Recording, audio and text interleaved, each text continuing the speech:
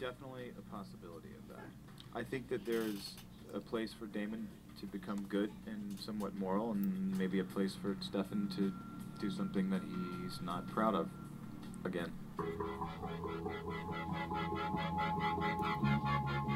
Mythologies were kind of meant to change. I mean, there's something really cool about a mythology being able to change, having creative license to change a mythology to adapt to modern time. And I think what's great about the old classic Draculas was that in a different time, in a different period of filmmaking, it made a lot more sense. In this time and era, I mean, we as an audience now, we associate so much of modern times with what we aesthetically find appealing. At least I would say the majority of the market does. I can watch old films till I'm blue in the face and love it. Some people don't like them. And I think that adapting to technology now, or adapting to modern times now, really lends itself to being able to drop into a story more, to be able to associate more with a character. So, you know, the 21st century vampire is, you know, can talk on cell phones and walk out in the sun and do all kinds of things that really would limit a story with, say, a Dracula. My personal favorite vampire movie.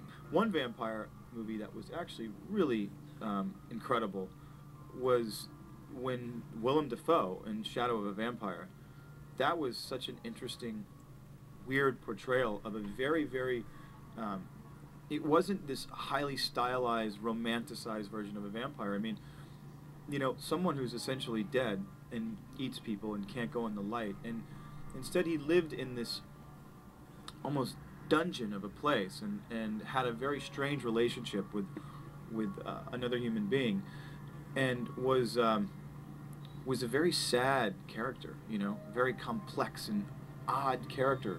And I thought that that was really interesting because what we associate vampires with is sex and power and bravado, the suave of it all, you know, and it wasn't at all. It was the antithesis of that. I always found that really amazing. Plus, Willem Dafoe is like one of the best actors on the face of the planet, so it helps.